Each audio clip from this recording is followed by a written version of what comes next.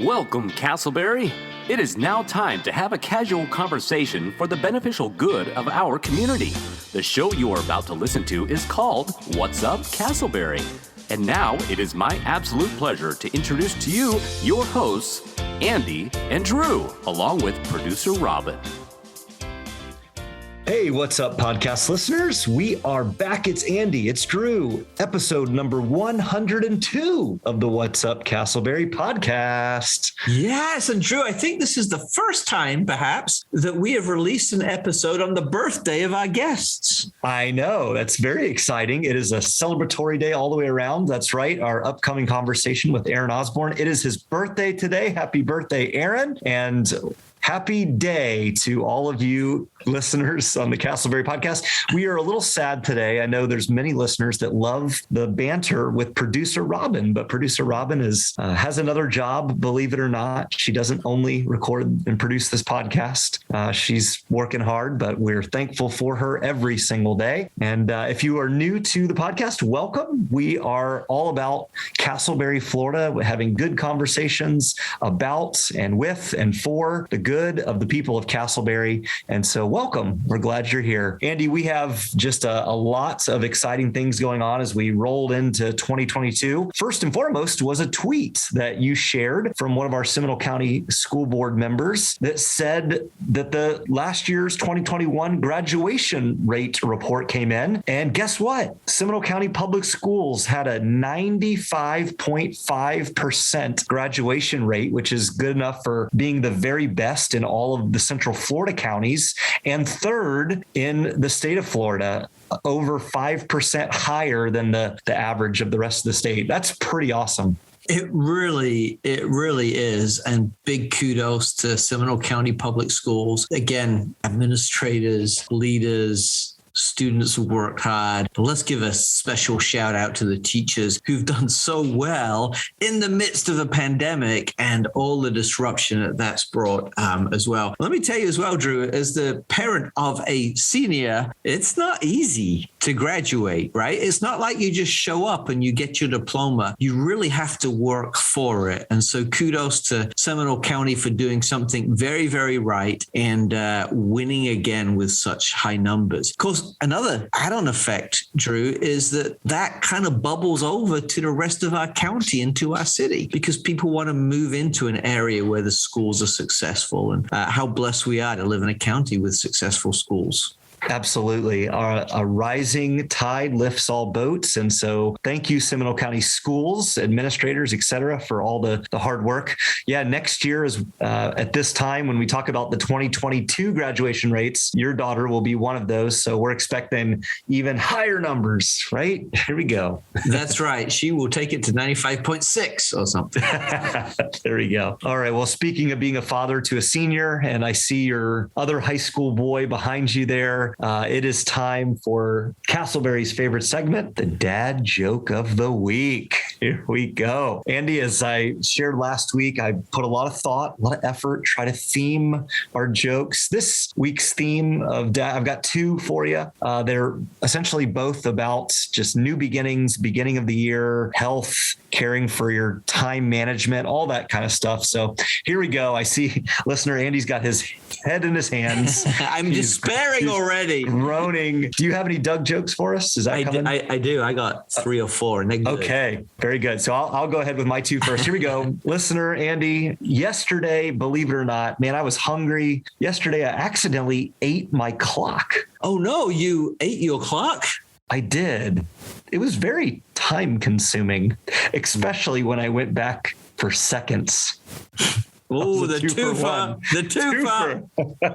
Always got to love the extra little joke and snuck in there. All right, number 2. Here we go. What do you think of this one? We have a personal trainer coming on for a conversation in just a minute. What happens when the personal trainer brought a bear to the gym? His clients got ripped to shreds.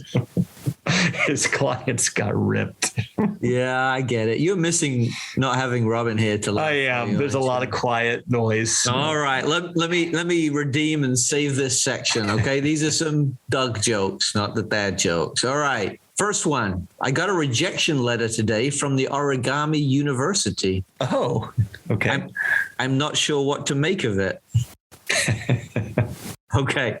Nice. Secondly, all right, good. I'm proud to tell you, Drew, I finally got over my addiction to chocolate nuts and marshmallows. I won't lie, though. It was a rocky road. I like that one's better. I like that one. It is fair. Okay. Sounds good. Okay. I had a fight with a man on some moving stairs today. Did you know that? Ooh, no. It started at the bottom and just escalated from there. It just escalated. All right, one more. One more. All right, that was good. Did you know I can only go to sleep if I lie on a pile of old magazines? You know why? No, why? Because I've got back issues. There you have it. Like back issues of magazines. Okay.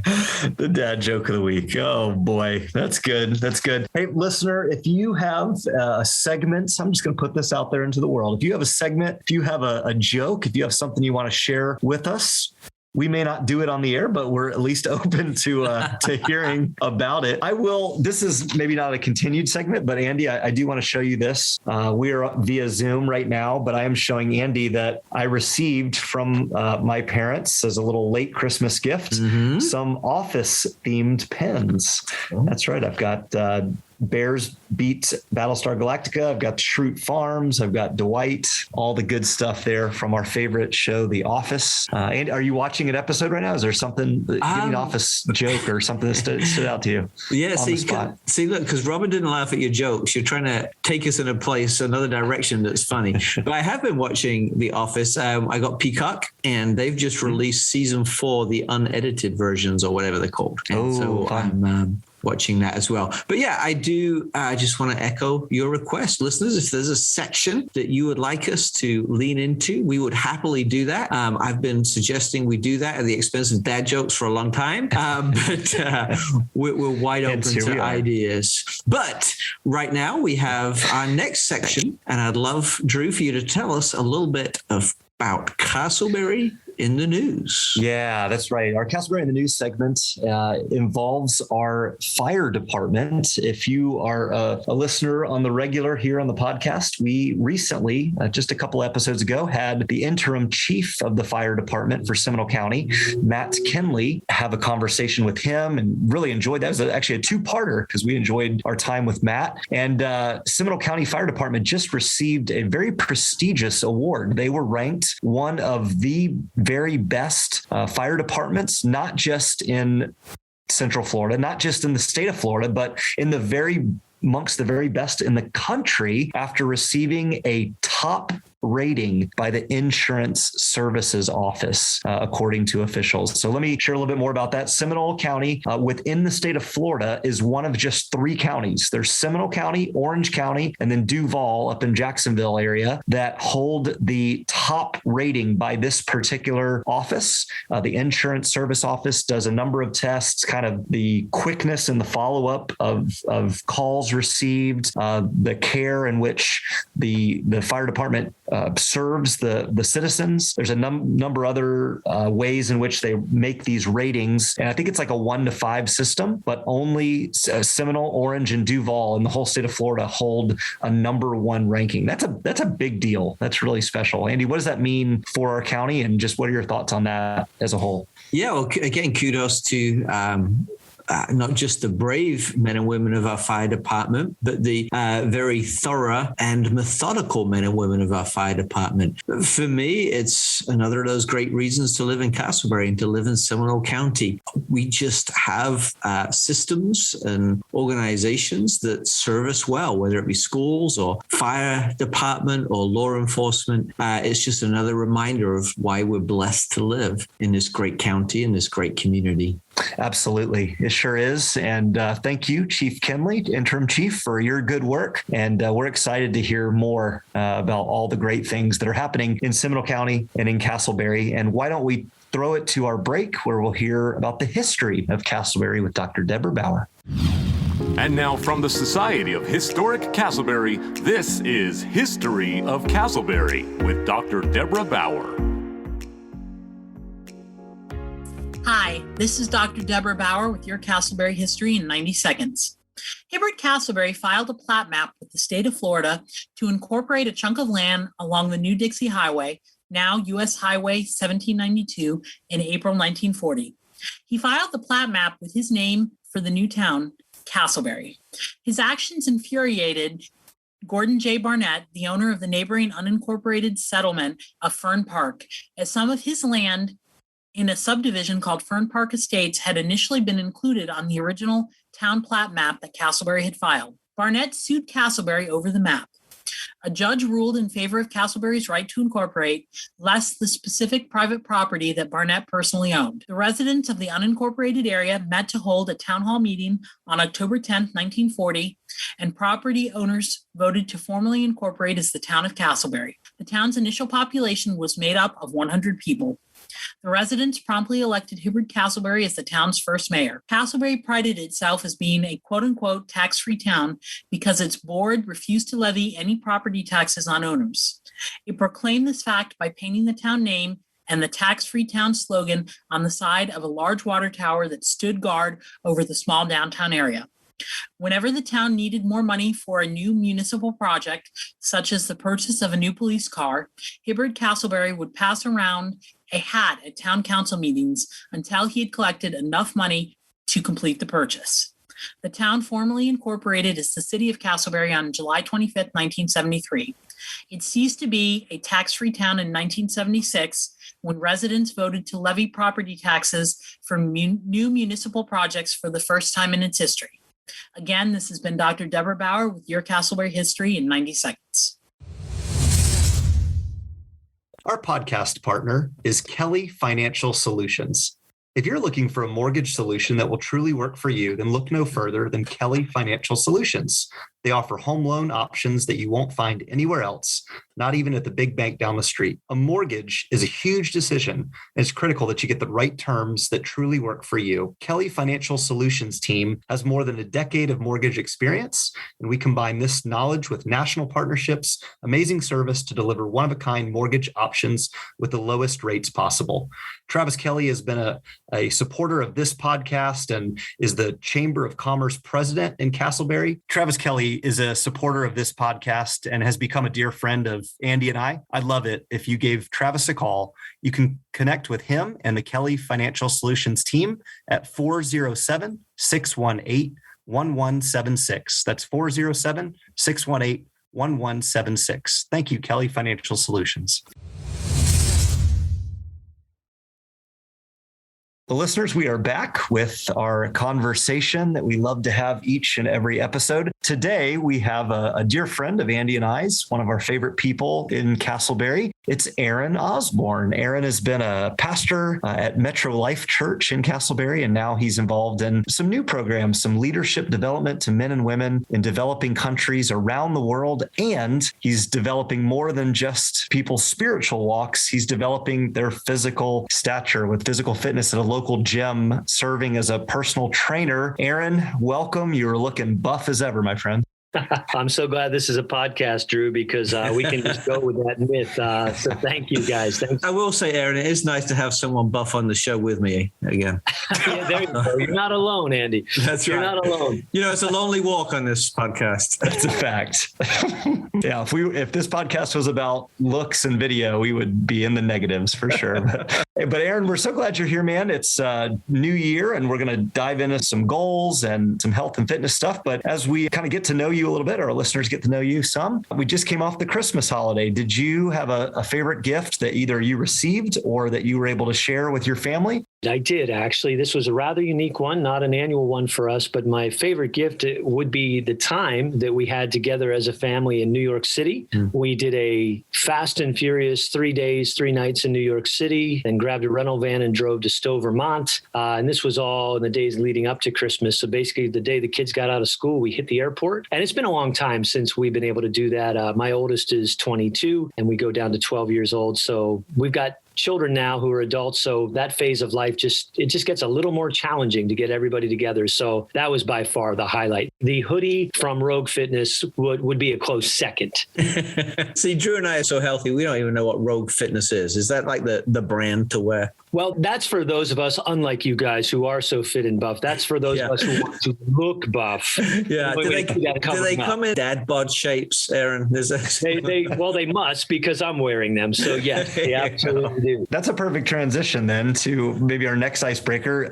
Andy said he saw you at Panera today. Panera, the place where if you're trying to get a healthy meal, this is, by the way, we are not sponsored by Panera, so Panera don't come after us, but you were at Panera Bread quite a bit. I'm assuming not eating the bread or trying to avoid it as much as possible. What's your favorite menu item? What do you recommend to the listeners that they get from Panera? Well, I love any of their salads with avocado, but in the morning they have it. Basically, I have a bacon, egg, cheese, and avocado sandwich on a bagel. And if it's not listed up there on the menu, they're pretty kind. They'll make that. And so, yeah, I do try to pay attention to my carbs, not religiously, so to say, but I do try to get those carbs more going on in the morning. So I've got time to burn them off through the day. So a bagel generally is not a bad choice. Yeah, that's where you're going wrong, Drew, because Drew's a bagel at night kind of guy. He goes into like Bagel King, says, hey, what do you got left before you throw it out? And just it's crazy, man.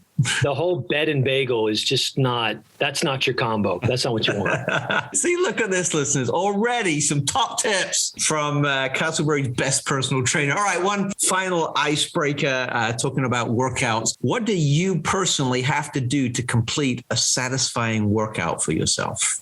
Oh, that's a great question. I would say whatever the workout is, whatever the muscle group is not so much it. But that particular day, if I'm doing 3 or 4 sets, a satisfying workout would be being tired in that last set. That's satisfying because that tells me that I found that sweet spot where it wasn't too easy. It also wasn't impossible. Like that. So kind of the idea is just pushing to the max where your muscles are tired. You feel really good and satisfied after the workout. Great. Aaron, we obviously have gotten to know you more on a personal level from your years of ministry, serving as the senior pastor at Metro Life Church. And you've obviously been a part of our community here in Casselberry for many, many years, serving there at the church. Metro Life, I always describe to folks unfamiliar with Casselberry is kind of almost like one of the cornerstones, literally, because it is right there on the corner of Red Bug Lake Road and 436. It's right there on the corner, kind of folding into Casselberry. What have you learned about maybe the people or just about the community in general that you would share to encourage our listeners about Casselberry? Yes, Drew. And I love that question, particularly with your podcast, as the name of this is What's Up Casselberry. I would say this, it didn't take long for us to realize when we first moved here at the end of 2010, that as Northerners, it was just Orlando. Metro Life Church was in Orlando, as far as I knew. But upon arriving to Casselberry, you realize it has its own history. It has its own really culture in a sense that's distinct from all of Orlando. And it's still, though, yes, it's suburbia, it does have a community feel. And I would actually say that's increased over the years. I think Casselberry has more of an identity, if you will, now as its own place than it did even 10 years ago. And so, that all translates into ministry and how you approach what you're doing in the community as a local church. And so that's really it, that though a suburb, Casselberry really does stand by itself.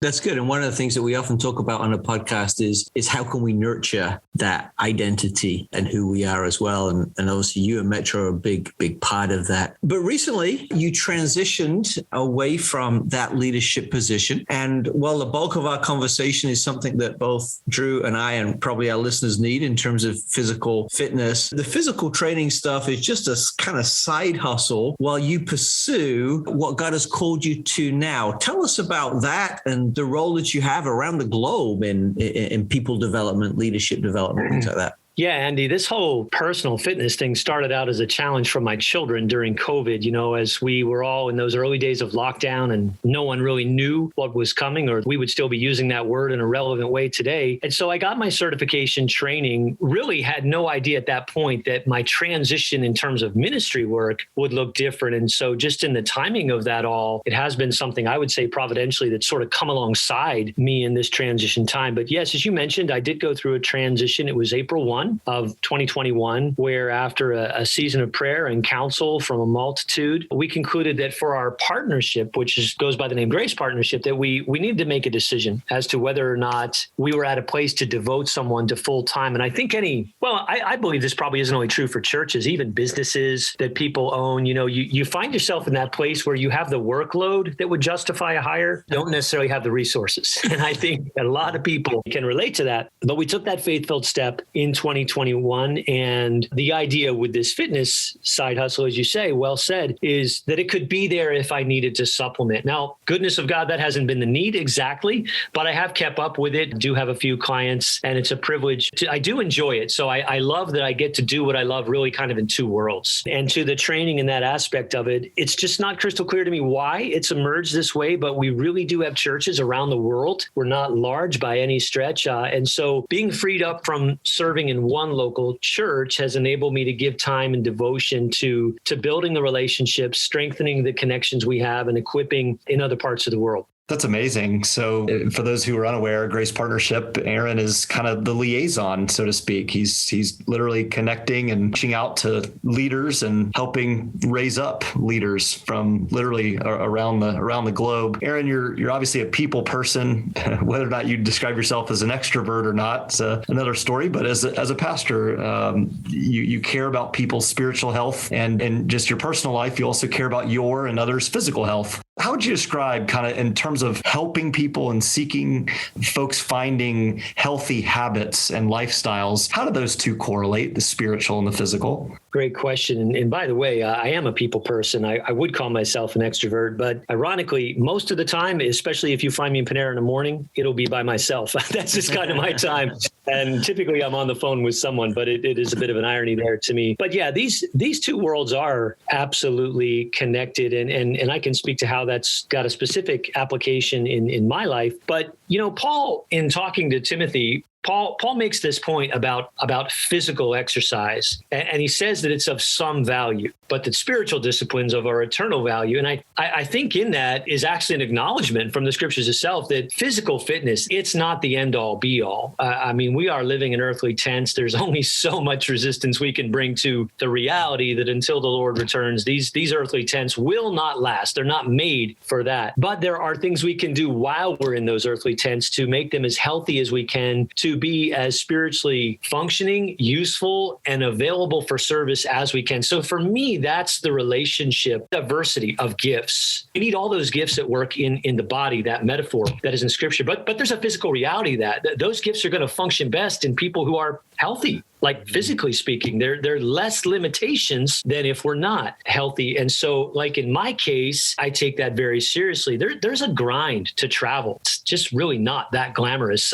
You get tired, you get weary, and I travel usually with other people. And there really is a distinction between taking care of yourself physically and then being ready to sort of jump into whatever it is you're called to go do versus really, I don't want to say being an obstacle or a stumbling block, but let's just say I've had a few people on teams where I realize, you know what, bro, maybe next time we're going to have you sit this one out or get you on some kind of training plan prior to departure, because it really does make a difference. Yeah, that's very, very true. And I think that difference becomes more pronounced as we get older, right, Aaron? We can do that kind of stuff when we're younger, but it takes work to maintain it. So say someone on your trip, or say someone like Drew and I, who have probably eaten a little bit too much sugar, put on a few pounds this Christmas. A lot of people listening will have said, hey, one of my New Year's resolutions is to get in shape. And we're early enough in the year that perhaps they're still hanging on to that resolution.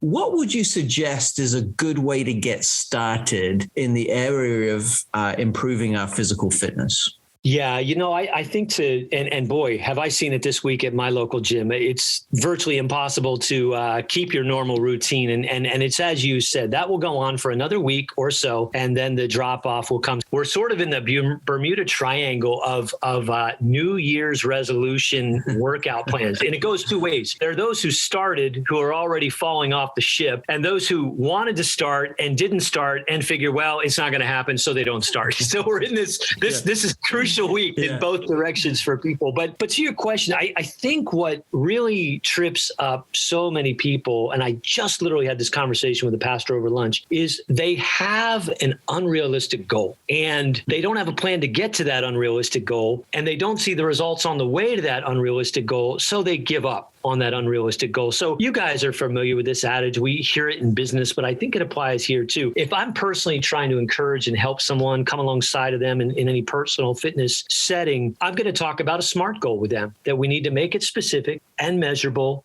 attainable. It's got to be relevant in the sense of, I'm not training to be a bodybuilder. Now, we're not on video. I probably just shocked some of our video watchers. Really? What? You're not a bodybuilder? No.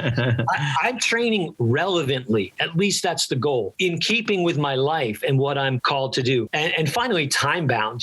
I think that's a breaking point for folks is that they're not seeing something combined with they're not seeing it in a certain period of time. So my encouragement to people is, let's get a baseline, meaning where are you today? All right, what is a realistic goal and by what date can we get there? And how can I help you get there? So to me, that is the key.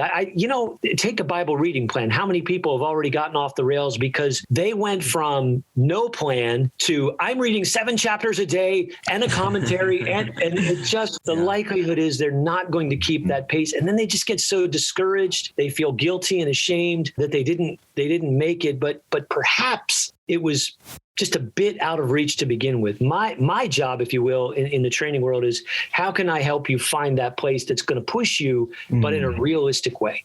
So Aaron, that's such a good answer. SMART goals. I love that acronym. Let's do a fun little exercise here. Let's give you a very specific example, and I want you to give very practical, maybe 2-3 steps for that person's better health. Let's pretend this person is like a 46-year-old man, originally from England, who's lived in Florida for a number of years. Hypothetically, has a couple of kids, full-time job, marriage, the whole thing. What would you tell this unknown man to get healthy? What would be a practical step or two? I would say, especially if he were hypothetically also a chaplain of a local professional soccer team, I would say to that man, I'd come back to baseline. We'd have a conversation, and I'd want him to describe for me what his goal is. And as I listen to that goal, I want to encourage everything I can, but I'm thinking of what I just shared, that acronym. I'm thinking of SMART. Is his goal realistic? So let's say he tells me, I want to lose 50 pounds and I want to lose it by Valentine's. Well, we're going to go ahead and say, we're probably not going to get there.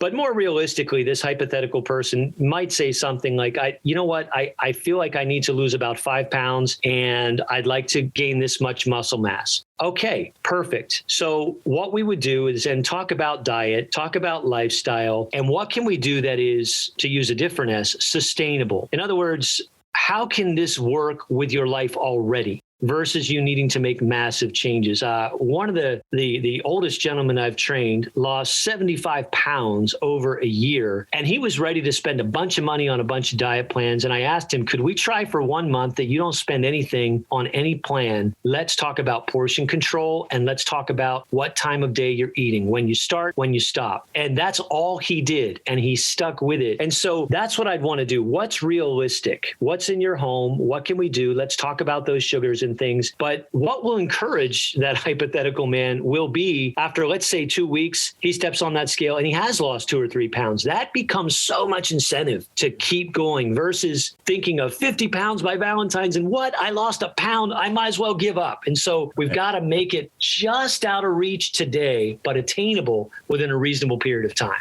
I don't know about you, Drew, but I'm feeling pretty convicted. Although I will say that hypothetical man seems like a pretty cool dude. He does.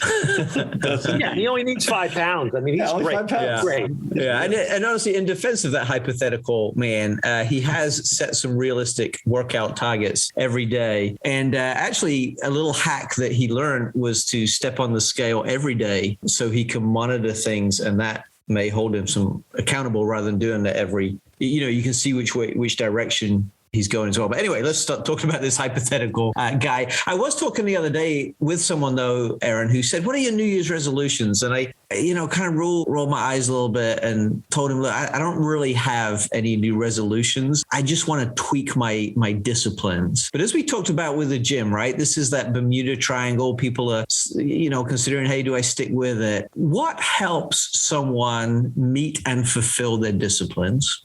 Well, we spoke to this in the beginning. I think one of the most important things toward fulfilling those disciplines is community. Now, that may look like different things. It could be that brother who wants to get on his Bible reading plan, and he's just going to share with another brother what that plan is, and they're going to talk about it. Just having that extra motivation. It would be the same in the physical fitness world, where wherever possible, you bring somebody else into that goal. Ideally, you may even, if not daily, on some regular basis, you may be able to do that together, physical activity together, that it's not only then about the accountability, but the camaraderie of it. But we do far better, no matter what we're talking about, we do far better in community than we ever do on our own. And honestly, I believe that's really only that's the biggest difference I see with a personal trainer. Here's the joke of it. I don't do the workout for the person. I don't do it. I'm just there with them. Yeah. Spurring them on, trying to encourage them. You've got this, we can do this. And so it's difficult to underestimate how valuable community, however you want to define that, is part of the equation. Yeah, we often say in church world that no one gets better alone. And I think the same is true in the physical training and physical fitness realm as well. Aaron, time is getting the better of us, and we appreciate your time today. I just want to allow you to give a little plug if someone's looking for a personal trainer and needs some accountability with a little bit of wisdom mixed in as well. How can people contact you and find out more about what you do? Yeah, if that's something they're interested in, I'd start an Instagram page and it just was getting to be too much and confusing my world. So I'm just a really simple people person. So they could get to me at Aaron Osborne, and that's just spelled ARON OSBORNE, Aaron Osborne 0111 @gmail.com. That's my birthday, January 11th. So the big 49 is fast upon me here. Oh, man. Aaron Osborne, yeah, it's coming. It's coming. Aaron Osborne 0111 @gmail.com. And that would start with a conversation. Just, hey, okay, great. Are you local? We can meet at Crunch Fitness or this place or that place. Sometimes, once I get to know the person, it could be in-home training. It just depends on the situation. But just to start with a conversation to really find out what they're looking for and if that's something I can help them toward. Aaron, thank you so much for your time today. Thank you for how well you have served our city over a number of years. Thank you for all that you're doing, investing in churches and people around the world. And thanks for all you're doing to challenge us to be better stewards of our body as well. Thanks so much for joining us today. All right, listeners, we're back. Thank you, Aaron, for your words of wisdom. Drew, did you feel a little bit intimidated by having someone so buff on the show with you? Yeah, I'm all of a sudden my pecs and my biceps are a little sore. I'm maybe that's internal motivation. Get out there, get active, get working hard, which I think actually ties in beautifully to my quote. Do you mind if I jump into our inspiration? Yeah, I was going to say, I'm glad you're inspired. Give us some inspiration. All right. Well, this is an athlete, perhaps just slightly more athletic than Aaron Osborne. This is Jerry Rice, former NFL wide receiver, Hall of Famer. Jerry Rice, one of my all-time favorite football players growing up as a kid, watching him and the 49ers were good back in the 90s. Jerry said this: "Today I will do what others won't, so that tomorrow I can accomplish what others can't." Today I will do what others won't, so that tomorrow I can accomplish what others can't. Very simple, but very clear, motivational words there, that if you don't put in the work today, you cannot expect to have great results tomorrow. Whether it's a relationship, maybe it's a job goal, a physical fitness goal, whatever your goals are, you have to do the work today. Make it, I loved what Aaron said about SMART, manageable goals, in order that then over the sustained building up day after day after day, tomorrow you can look and be like, wow, I can't believe I was able to accomplish that. I can't believe where I was able to go. So listener, thank you, Jerry Rice. Today I will do what others won't, so that tomorrow I can accomplish what others cannot. Thank you, Drew, and thank you, listener, for joining us today. We hope that this show has been informative, inspirational, helpful, and useful to you as we've tried to have a casual conversation about our community. Huge thanks to our producer, Robin, who makes us sound better than we are. But for more information about our podcast, go to our website, Facebook page, Instagram feed, podcast feed, all that share the name What's Up Casselberry. Please like and subscribe to our podcast, rate and review us. Until next time, we hope you have a great week. And remember, it's not too late to set yourself a health goal for 2022.